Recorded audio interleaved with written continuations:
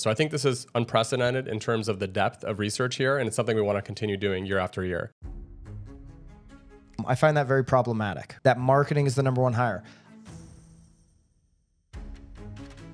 If you send your clients a listing alert from the MLS and they go in turn and send you back a link from Zillow or Realtor.com, they are telling you that they're willing to jump through hoops to not use what you're giving them.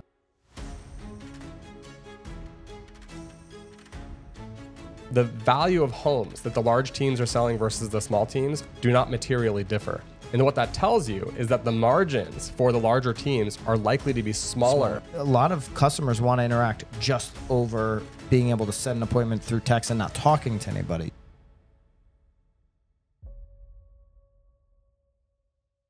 All right, I'm with Andrew Flachner, friend of BAM, friend of the pod. We've had Andrew on for an interview. This is going to be a totally different interview. He's the president of RealScout.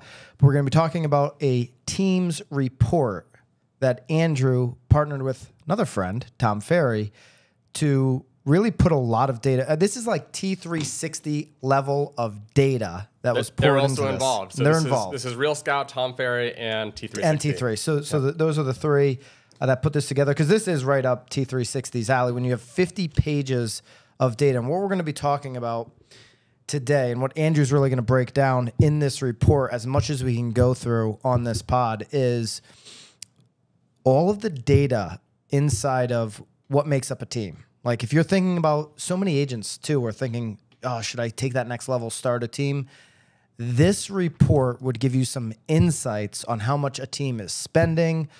Maybe it's the right decision for you. Maybe it's not after looking at all this data. And I want to start with this, Andrew. Some of the distribution partners that you put together are EXP, LPT, Remax, Real, Side, Next Home, BAM being one of those, FUB, Follow Up Boss, Realtor.com, Agent Image, Curator, Real Estate News is involved, 1000 Watt, love Mark over at 1000 Watt, and Brian, can't forget Brian, Key Technology, �𝐤𝐤, Amplified Solutions, leading RE companies of the world. So what made you want to dig this deep, 50 pages of Teams report, and then go and kind of coordinate with all of these different distribution partners? Like, why'd you want to take on, this is a side project for you. You're not getting paid to do this. Right.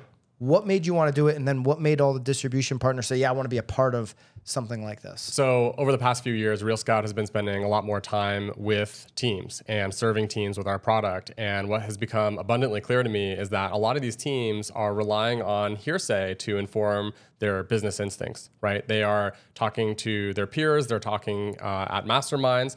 Nothing wrong with that. That's certainly helpful. But it's not the same, sample size of 1 or 10 or 20 is not the same as a sample size of literally hundreds of team leaders who have come together, shared openly how much they pay for leads, how they think about team structure, how they think about the NAR settlement. Having that type of data is much more powerful. And by the way, we couldn't do it alone, right? We partnered with Tom Ferry, we partnered with T360, but you rattled off a bunch of really big names there. We partnered with Remax and Realtor.com and all these huge institutions and brokerages and tech companies because they have a megaphone. And when you combine all of those megaphones, you get a really substantial report. So I think this is unprecedented in terms of the depth of research here. And it's something we want to continue doing year after year.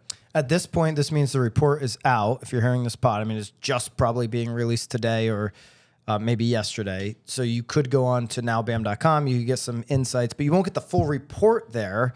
You would have had to fill out the survey, which took team leaders like 30 minutes of their time to go ahead. I think maybe 25 minutes. 25 and minutes. So to this day, if you want a copy of the entire 50-something page report, you do have to fill out the survey. So it's a pay to play. It only costs you your time, but you need to fill that out. And we'll put that link in here so you can find it. It's theteamsreport.com, theteamsreport.com. Yeah, absolutely. That's the way you can get access to all the data. But today we're going to cover surprising takeaways in 4 major categories. So everyone who's watching today is going to get a taste of the report. Let's dig into the 4 categories. I'm going to try to keep up with you, and then I'll, just having in-depth knowledge of teams and my own team, I'll throw some stuff your way and see what reactions that you have from it or what data you could pull from it. Because I know there's so much data here. You're still getting caught up on everything that came in, it was almost overwhelming. I think you said, I mean, I don't think you used that word, but you're like, there is so much here. It's going to take even you time to get a grasp on everything. Yeah, there were over 500 team leaders who completed the survey. Today, these insights are based off of 350 of them. That's just when we had, you know, the lock on the data so we can begin the analysis, but we'll continue to update it. And yeah, I think we could have conducted an analysis that would span years based on the amount of data that we have. But right now, this is a great start. On the tech side, because RealScout's a tech company, has this influx of data that you've gotten initially given you any like, oh, maybe we should, as RealScout, go a different direction on some of the ways that we're engaging with teams? Maybe it's a pricing model or a seat model or whatever. When you're looking at it, have you been like, this is going to be helpful for us? Well, I think that Teams is experiencing a bit of a golden era right now, a golden age. And I think that we are perfectly positioned for that. I think maybe RealScout took a little too long to cater to Teams, but we're certainly in the right place now. We're excited. And yeah, there's some insights that make me think that RealScout is working on the right type of problem, but we'll get to some that more in a bit. validation on some of the stuff you've been doing over the last couple of years. That's right, which was informed by our customers. I mean, I think that good entrepreneurs, they don't develop ideas based on ideas they alone have. It's based on feedback they're getting from the marketplace. So this certainly validates that. All right, so if you're thinking about starting a team or expanding your team, the 4 major categories that are in this report are what? Sure. So first, we're going to talk about who completed the survey, right? So we're going to talk about a little bit of organizational diversity. So how are these teams organized? Is there an advantage to running your team one way or another? What type of hires will you make and when? Then we'll go into customer acquisition. This is a really juicy subject, right? People want to know about lead gen. They want to know about cost per lead. What should I be paying for referral fees? So you're going to see how respondents answered those questions, even down to team member compensation. So how are ISAs being compensated versus average agent on the team? The third category is all about lead nurture. So that's a subject that we care deeply about at RealScout. So we're going to reveal the #1 lead source for closed transactions, and then we're going to talk about long-term nurture systems and how to think about that. And then we'll wrap it up on a somewhat optimistic note about the outlook on major industry events, industry trends. So everything from the upcoming election to the NAR settlement, interest rates, housing inventory, et cetera. And that'll give us a nice... All right, so who filled this? Who took the time to fill this thing out? This is massive. Who actually sat down for 25 mininutes and filled it out? So first thing, just I guess a quick disclaimer that the respondents were not chosen at random, right? They came in through these distribution partners. So a lot of there's going to be sampling bias based on who filled out the survey, right? So a lot of folks from the Follow Up Boss community, a lot of folks from Tom Ferry and other coaching communities. But in terms of who filled it out, like if we actually get into the data, median team size, 6 agents. Okay. So a lot of smaller teams. They are teams that are successful and often growing. So when you look at median data from 2022, 23, 24, these are teams that have grown in size. But if you look at the histogram, there is actually a long tail, right? So there is a lot of the results that came in from small-ish teams. Some teams are husband and wife teams that work together who effectively act as one agent, but there is a division of labor. And you can see, because these are not all 2-person teams, a lot of these teams are operating as a small business with well-defined administrative functions, marketing, transaction coordination. So the median in this study is significantly more meaningful than, I guess, going with like a mean or an average, because the average was actually 25 agents, but that's skewed by these mega teams. There are a couple teams that filled out the report that each have about 700, 750 agents. So I think it's much more helpful to look at median data here. Median data says six people on the team. A 6-person team. That would include the administrative roles. That's right. That includes licensed and unlicensed functions. Okay, so when they filled it out, it was everything, total number, top line number. That's right. Because sometimes you see a 6-person team and they might not have any. You found that most of the 6-person teams had employees, which to me would say that's a real team. Because if you just have 6 agents working together, like they're a little, family or a little cocktail club, that's not a team to me. That is a collection of 6 agents who have tricked themselves into believing that they're a team. But to be a team, to me, you've got to have at least one employee. You have to have structure where you could, legitimize the business? Well, you bring up a good point. There's no standard definition for teams. And as you'll see, in just a couple minutes, there's a lot of different ways that teams can organize and how they can There's a variety of think about, division of labor. But what we found among all teams is that the most common roles, other than licensed agents, marketing, transaction management, and administrative roles. Okay. So that's when you look at the entire data set. Now, what you asked, in the prep call was, is there a break in the data where bigger teams are performing and acting differently than smaller teams? And the answer is yes. So for much of the data you're going to see, for most of the slides you're going to see up on the screen today, there is a difference between the 2 to 5 agent teams and the 6+ agent teams. So when you actually look at the data, what you can see is that the larger teams have a bigger variety of support personnel, right? That could be accounting, operations, finance, et cetera. But what I thought was pretty interesting is that there's almost like a hierarchy of needs, like a Maslow's hierarchy of needs, and you can almost predict the next role that one of these teams is going to hire based on how large their team is and where they are in their, the development of their team. So more likely to hire in this order: marketing first. And I'll get to, but go ahead. Yeah. Second, transaction management. Third, accounting and finance. And then fourth, unlicensed ISAs, or just ISAs in general. So, well, is that true? Fourth is administration. Oh, fifth is so it goes administration. Then fifth would be unlicensed. That's ISA, right. That's what I'm seeing on the chart. And we're gonna put these charts up for those that are on the YouTube experience. So marketing was the most likely first hire. Yes. And then transaction management, accounting, administration, unlicensed ISA, and I find a big problem. I find that very problematic, that marketing is the #1 hire. I'm not surprised at all at the data that marketing is the first hire, because you start a team or you're growing a team and it's like, I want to build the brand, right? Mark Davison's going to love that. I want to build brand, or I want to generate more leads or more business, or, I've got more mouths to feed now. So we've got to get out there more. So it makes sense that agents say, we need someone to help market. I don't have time. I'm out on appointments. I'm in front of sellers. I'm in front of buyers. I need our Instagram. I need these marketing relationships.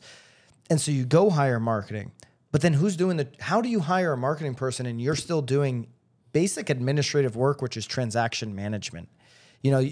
For every agent right now that's, listening to this, that is a screwed up order from experience, okay? You've got to flip that, because you're probably still, if you're growing a team, if you're the team leader, you're probably still the best marketer in your office or on your team. You probably have the best marketing mind, more likely than not. And transaction management is such an easier role to fill than a great marketing person. And it's duplicatable if you have good process there. Yeah, I think this, to me, underscores a trend that we've seen in the industry, where a lot of the comp plans for agents has shifted the economics more in the agent's favor at a trade-off of not providing as much marketing to them. Yeah. So you find that a lot of these brokerages now are actually pulling back on the services that they offer to their agents, and that may encourage them to invest in marketing earlier. Maybe. I mean, I'm going to throw a little bit of my point of views into this as we go through, just because. Well, you're the active practitioner. This is an observation that I have, but not necessarily expounding on best practices. I can't imagine an agent not getting transactions off their plate once they hit a place where it's like, I've got no more time in my day. That's the first thing to me that you want to get off your plate, is transaction management. But it's #2, so it's not like, if it was #4 on this list, I'd have a much bigger issue with that. And you see that 6+ agents, actually, right? 6+ agents, transaction management is that is the 6+ agents. Okay, that's right. All right, I got you. So I want to move on to team organization. There's just a lot to cover. On the next page. Are you okay moving on? Yeah, let's move on. All right, so team organization. So as we pointed out earlier, there's no unified, there's no central definition or agreed upon definition of what a team is. So some teams define themselves as a quote unquote single team. And this is something T360 refers to as a unified team. And what that means is that this team is almost working as an assembly line, right? They're serving a singular customer. They have a singular marketing database. They are a unified team. Another style would be what T360 refers to as a cooperative, right? And that's where agents are working independently under a team umbrella, but they have shared resources or shared marketing, but they're essentially working their own databases and lead sources. So these are our two popular structures of teams. The most popular that we saw from the respondents was this unified singular team where they're working a singular database. And this may be because a lot of teams, the genesis of a team is a singular team leader. And oftentimes there's a support structure around that team lead. Okay. I think you probably have a hybrid of both, though. But yes, thanks for pointing that out. So, yeah, there it is. So yeah, the hybrid model is really common, especially amongst larger teams.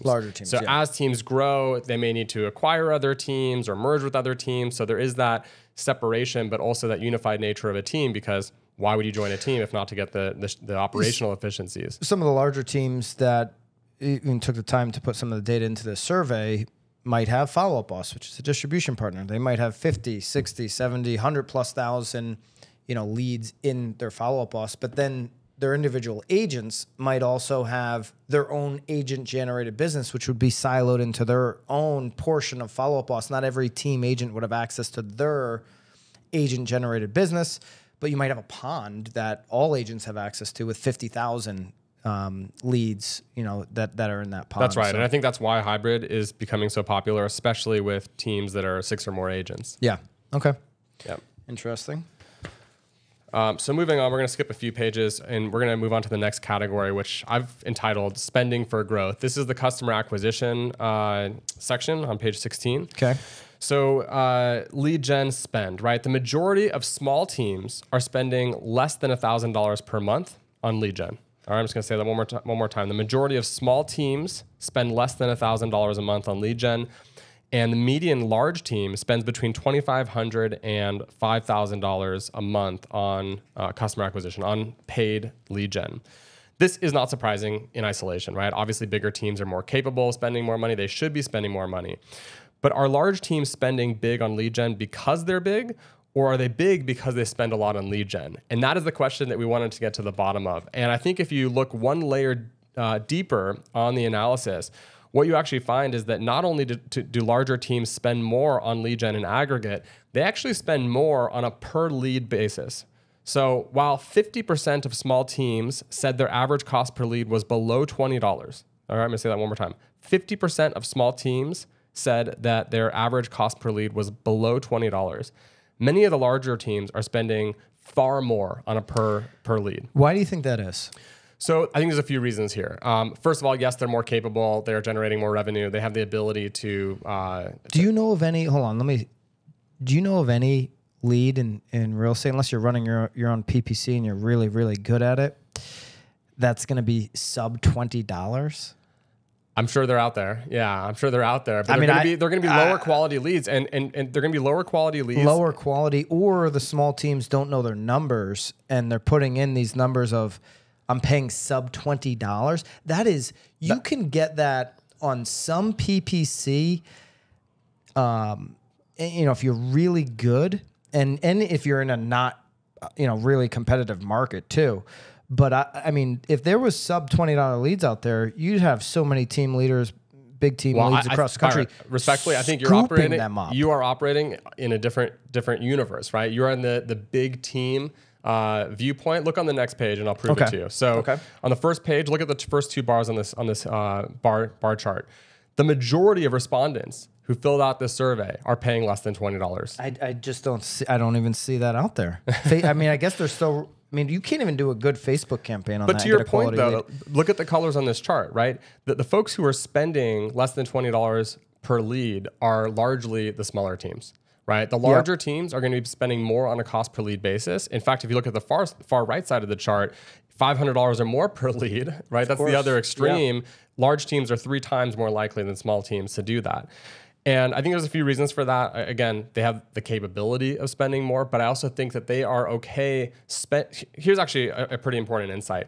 The value of homes that the large teams are selling versus the small teams do not materially differ. And what that tells you is that the margins for the larger teams are likely to be smaller. Than the smaller teams. Yeah. Right. And so why are large teams operating with worse economics? And I think the reason is that they are prioritizing growth. They have the efficiency, right? They have the operational expertise and operational efficiency that comes with a larger team. They probably have higher conversion rate. And that's why you see these patterns start to emerge. Mm-hmm. Okay. The same thing is true on referrals. If you go to the next page, larger teams are willing to pay a higher referral fee.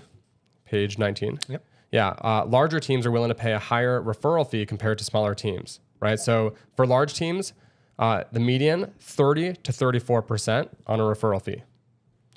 The smaller team paying less than that. Where's the 40% there? Yeah, 40%. Oh, yeah. So here we go. So 30 to 34% for larger teams, and then 25 to 29% for the smaller teams. That's median data for referral fees. Yeah, it makes total sense. You got some of the bigger teams that are going to have a flex account. Zillow Flex is now up to 40%. Right. So I think there's an argument to be made that these larger teams are willing to pay more for higher quality leads. Higher quality, yeah. And for channels that are deeper, right? Because these channels are very deep, right? If you sign up for Zillow Flex, you're not going to get 1 or 2 leads a month. Yeah. Right. So they have the operational capability to handle these leads. I think going back to, a distribution partner, Realtor.com, they don't have a flex. Most of the big teams are not set up on the flex model. They're set up on the MVP where they're paying up front. And those costs per leads are, 5 to 10 to 15x of the $20 lead. I just never, you just don't see those. Yeah. There are other lead sources out there. There are.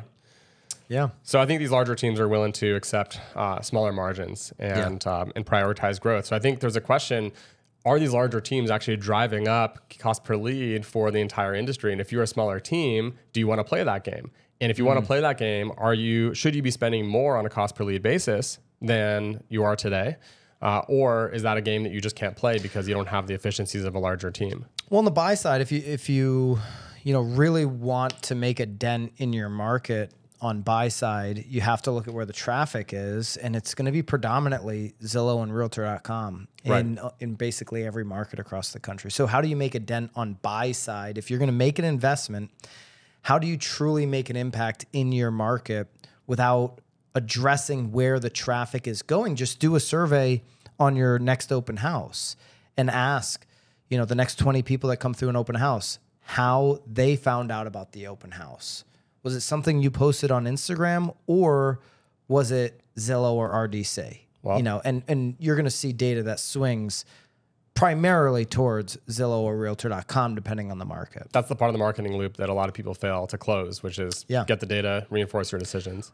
That marketing hire, going back, and why I think marketing is such a big mistake, when they make the marketing hire, they're making a marketing hire for someone to handle their social because they don't want to spend time on social, when I would argue that's exactly where you should be spending your time. It should be your face on the social, not somebody else putting stuff up there that doesn't include you. When the real marketing hire should be somebody operationally that can create the connections and start to crack into some of the accounts where the traffic actually exists. In our, the way we think about marketing, Zillow, Realtor.com, Driven Leads runs our PPC, our PPC. All of that is, what we're doing with Sierra, all of that is in the marketing discussion. It's not, just social media. That's a part of it. But all of those other, relationships and vendor relationships that we have, or portal relationships that we have, live under marketing. And that's a much different hire than I'm going to get a marketing admin who's going to post on, Facebook and Instagram. Yeah. I mean, I agree with you. Yeah. All right. What do we got next, Sarah? All right. I think just to, drive that point home, large teams are spending more, not only for lead gen, but also on personnel, right? When you look at how much these teams are paying for licensed and unlicensed ISAs, you'll find that the smaller teams are spending less on a per ISA basis, and the larger teams are spending more. on the ISA side, smaller teams that get really good at figuring out how to utilize AI in their ISA department. If they're spending less, they're going to be able to keep that cost low. While large teams should be able to drive down the cost of their ISA department in the future, the ones that adopt some of this AI stuff into their ISA. I mean, AI is one of those options. There's also onshore versus offshore. There's a lot of different dimensions to it. Yeah, onshore versus offshore. There's not a lot of teams that I'm seeing that are really successful going fully offshore. It does, if they're going to be on the phones. Now, to your point, you can go. More people probably could go more offshore right now with a lot of customers want to interact just over being able to set an appointment through text and not talking to anybody. So if that trend continues, you could go back to offshore. When it was all connection based over the phone, having somebody that spoke intelligently about the local market was a key factor. But yeah, that we're seeing that go away quite a bit. In fact, Zillow's almost at like 50-50 connections on what they call real-time touring. So where the customer is just clicking, I want Saturday at 3:00 versus call with the agent and book the appointment over the phone. That is swung from almost 100% live connections to now 50-50 between the two. And it might be even more for some where it's 60% on the real-time touring. So I think when you get the report, you can look at licensed versus unlicensed and see there's obviously a difference in median pricing there. And then even on page 23, when you're looking at average total compensation, that trend, again, the trend persists with smaller teams spending less than larger teams. I think when you look at the outlook on the difficulty or ease of customer acquisition in general, it's pretty mixed. So if you look at page 24, you actually see a pie chart of how people responded to this question. Compared to the previous 12 months, do you expect acquiring customers to get easier or harder?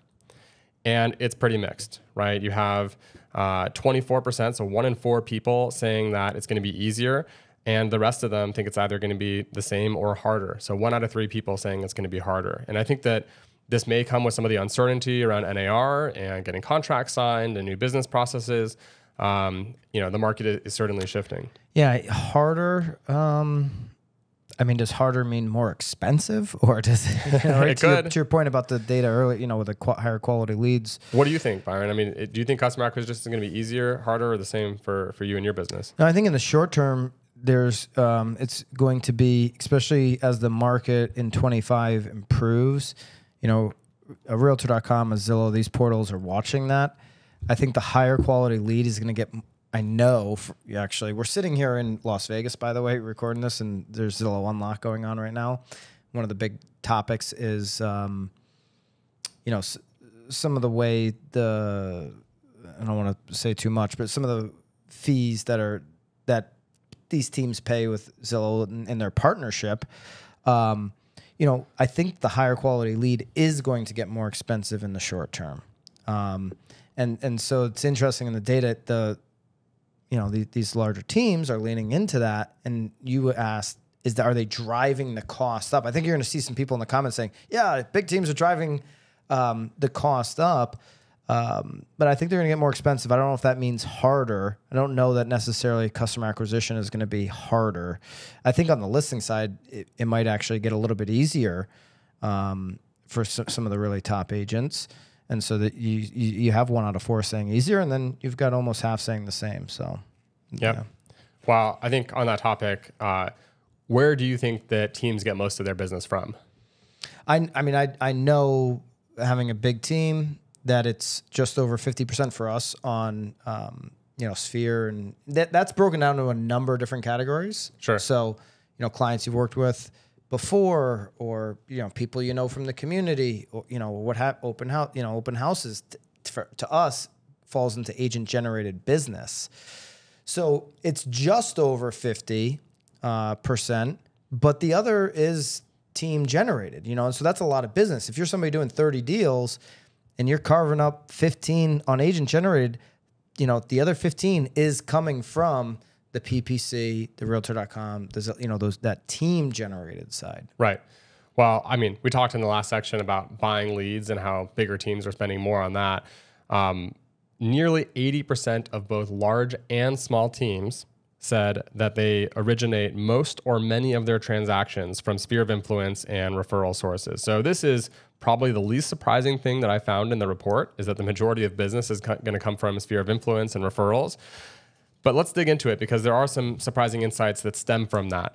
So here you can see on this bar chart, just how many people said that most or many of their deals are coming from each one of these categories. So yeah, when it comes to PPC and purchasing leads, large teams are more likely than smaller teams to be doing those things, obviously. But sphere of influence just towers over everything else.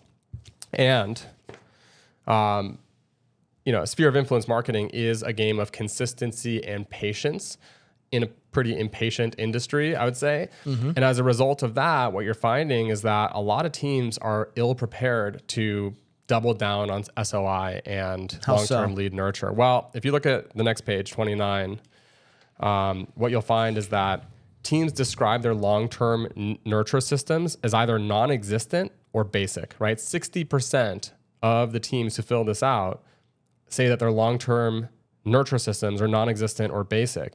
And on the next page, you can see just where those lead nurture systems are. The most popular one is the MLS. So a lot of teams are still incubating and nurturing. That's 30%. Is that 30%? Well, this is non-exclusive, right? So somebody might be using the MLS, but they might also be using RealScout or HomeBot. Yeah. So, but obviously, I mean, we've been in this business a long time. Obviously, agents and teams are still using the MLS day in and day out, but to use it as a nurture tool, I think, is a mistake. And I think that consumers are tired of that experience, and therefore they are going straight to the portals.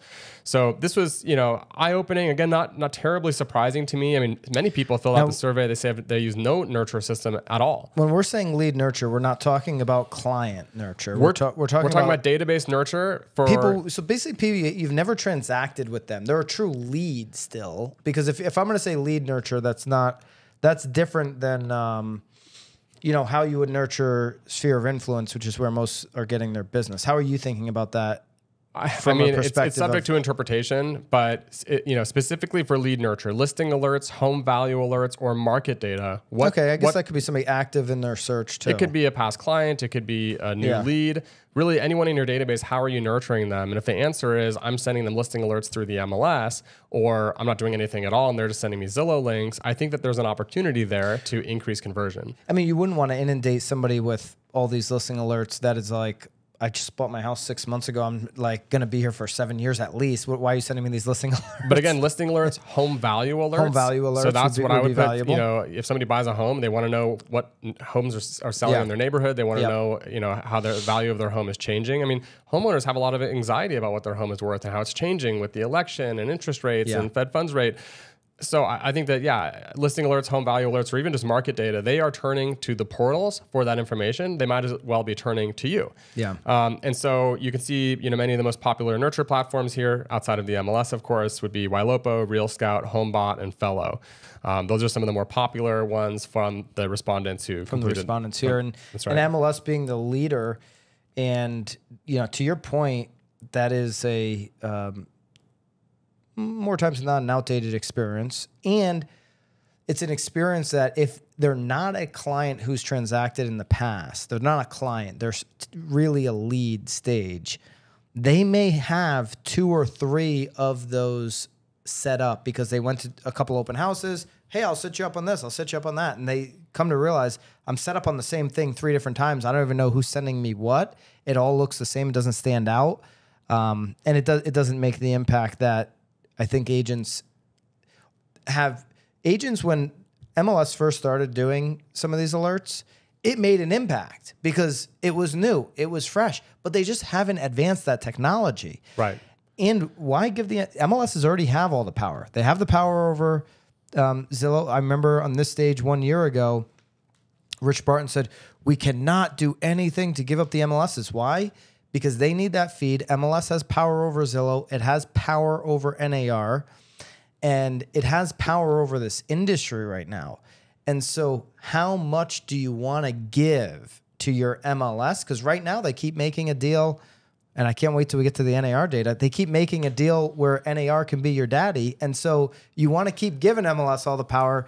That's the position you're going to be in potentially for those that are listening. To me, it's all about user experience and are you meeting your clients where they are? If you send your clients a listing alert from the MLS and they go in turn and send you back a link from Zillow or Realtor.com, they are telling you that they are willing to jump through hoops to not use what you're giving them. That's right. And they want to work with you. They want to use the technology that you're using, but you're letting them down so badly that they're willing to take a screenshot of Zillow, text it to you, wait for you to log into the MLS and get back to them. So, I don't want to, pitch RealScout too hard here, but there's obviously an opportunity, whether it's RealScout or 𝐌𝐿opo or KV Core, pick the tool that works for you, but make sure that you meet your client where they are and don't send them something that's outdated because it's really not a good look. Right.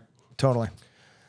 Satisfaction with lead nurture. I mean, this really says a lot, right? We asked, how happy are you with your lead nurture platforms? 1 out of 3 people said 5 out of 10 or worse. Out of 10, right? So like, how happy are you? A scale of 1 to 10, 33% said 5 or worse. Only a quarter of people said 9 or 10 out of 10.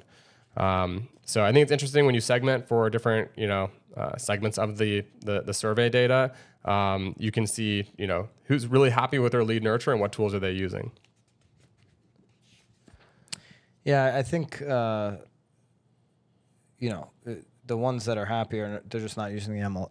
They're the ones not using the MLS more likely than not, right? That's right. That's right. And so why is there this lack of investment? It seems counterintuitive, right? Where when you look at where your deals are coming from, you yourself said that the majority of your deals are coming from sphere of influence. So why isn't there a bigger investment by these teams into the lead nurture part of their business? And I think it's because human nature is to underinvest in the things that are working. Again, counterintuitive, right? But we have this fear of loss. So when something's broken or not performing, we want to put all of our resources there.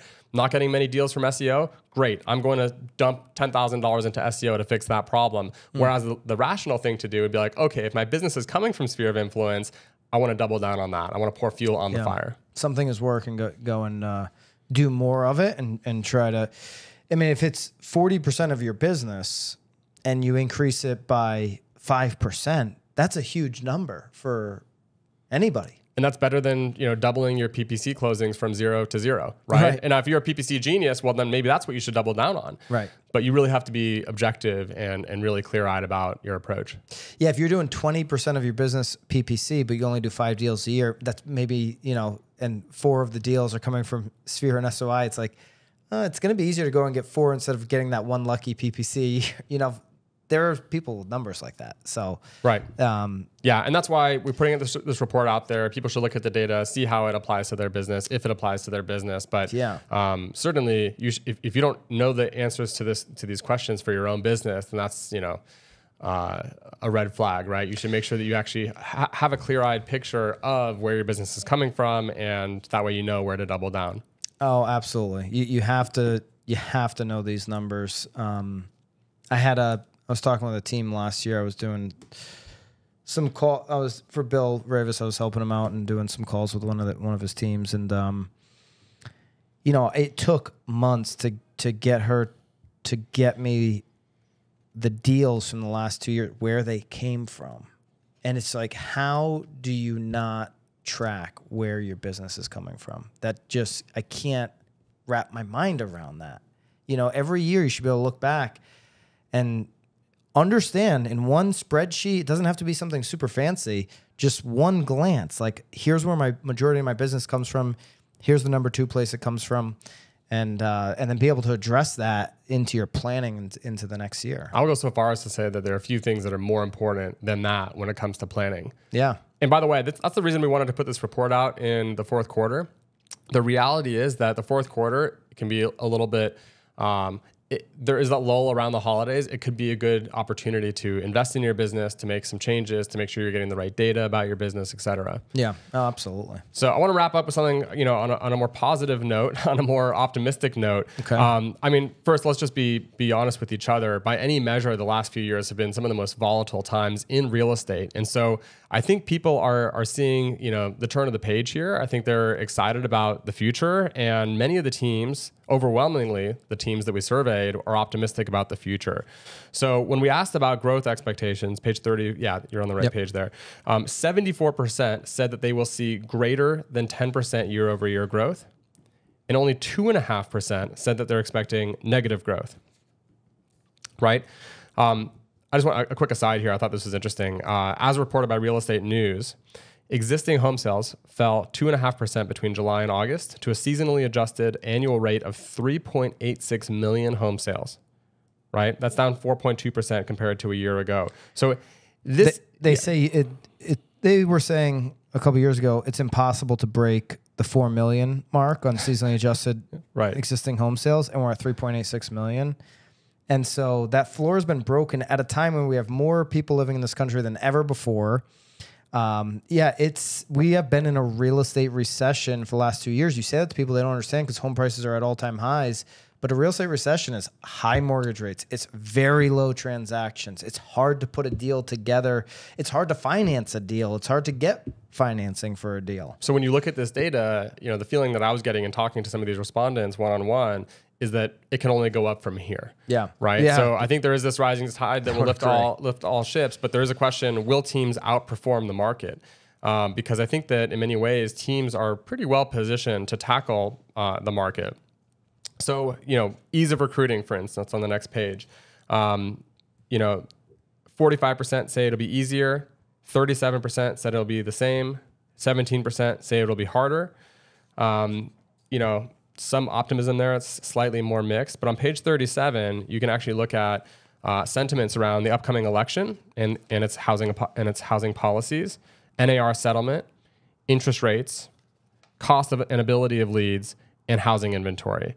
Right, so you can see on the purple part of that chart there, only about 25% of respondents are saying that any one of these things is going to be negative on their business. Right, some more than others are going to be more neutral. Obviously, interest rates are perceived by many of the respondents to be having a positive impact. So inventory, cost, and/or availability of leads, and NAR settlement were the three that had the most for negative impact.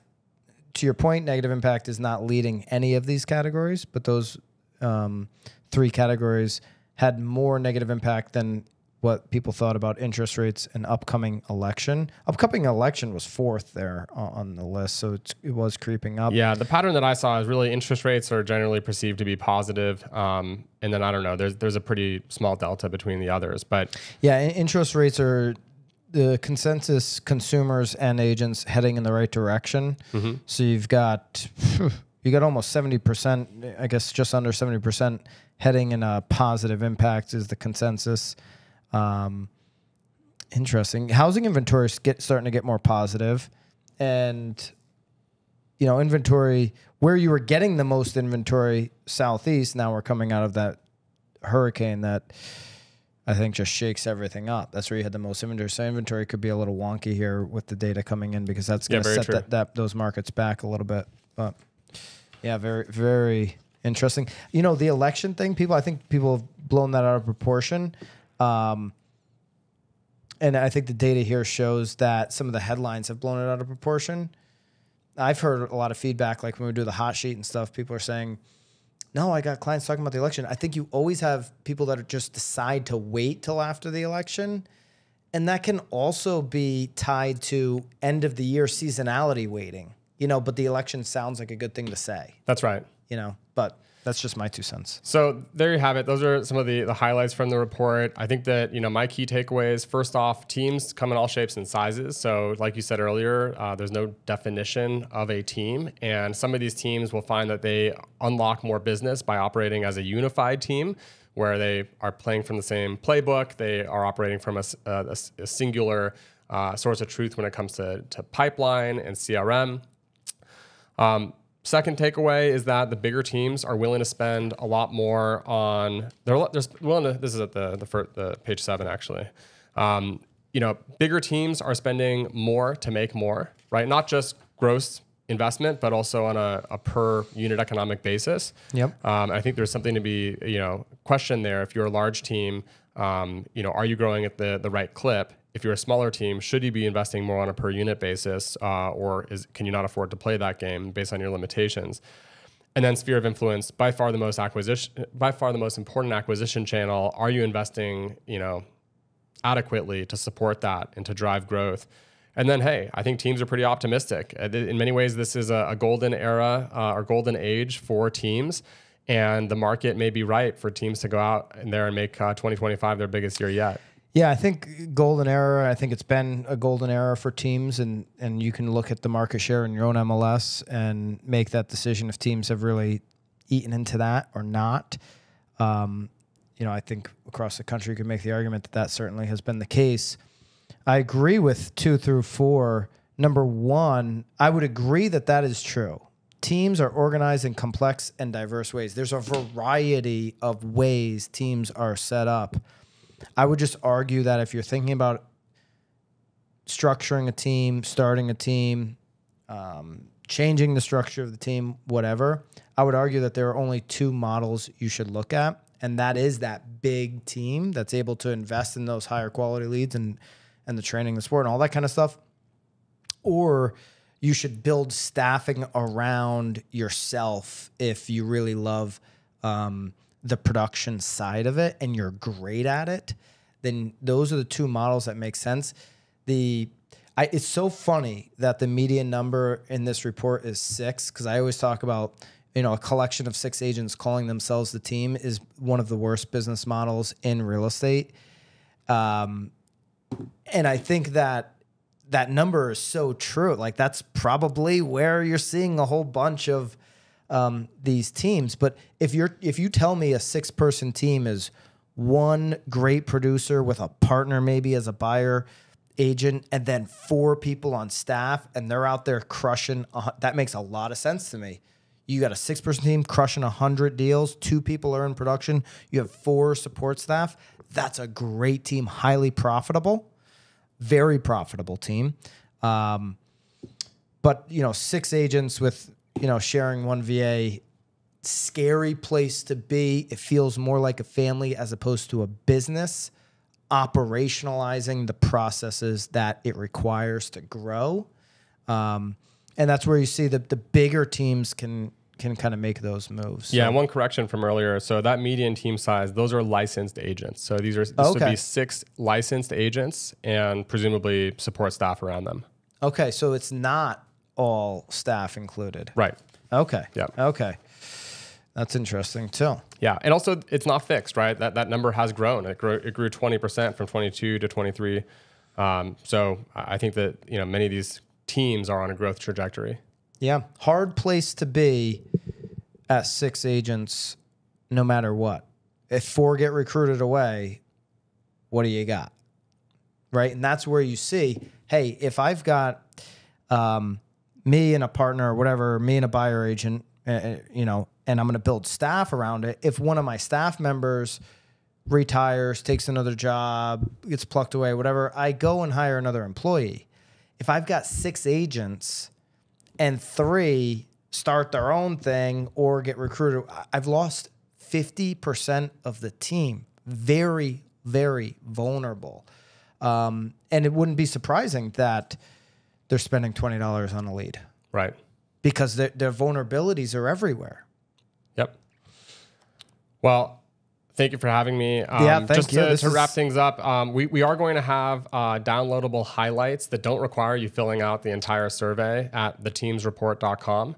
And then for anyone who wants the entire data set, go ahead and go to theteamsreport.com and fill out the survey. There's so much here. I mean, we did touch high level, but this is really good information. When you get into that cost, acquisition of customer, that the CAC numbers are those are great numbers for any agent who's thinking about growing their personal business, even if you're not, team for sure to be thinking about, and just getting sharper and better at understanding the data. That's it. Know your numbers, because you might find that you can invest more in your business and grow faster. Yeah. Andrew, thanks for putting this together. Yep. Thank you. For obviously what we covered here and for the whole industry to share. Appreciate it. Thanks, Byron. Thanks. At BAMX, we listen to what real estate professionals want and need. That's why our platform is filled with sought-after courses, content, and tactical assets for your business. And that's why we launched BAMX in a box with templates and scripts done for you, delivered each Friday. The best part? It's not coming from panel pontificators who bought their followers and don't sell any real estate. It's coming from top agents, team leaders, and content creators in the industry. It's education that actually shows you how to do what you need in today's market. And now it includes editable templates and scripts so you can easily deliver that knowledge to your database. Every day, we continue to add more content into BAMX, into our private Facebook community, content that works, content that our members have exclusive access to daily. Do not wait any longer. Use code Byron and join the thousands of agents taking their business to the next level today. Code Byron for 10% off. I'll see you in BAMX.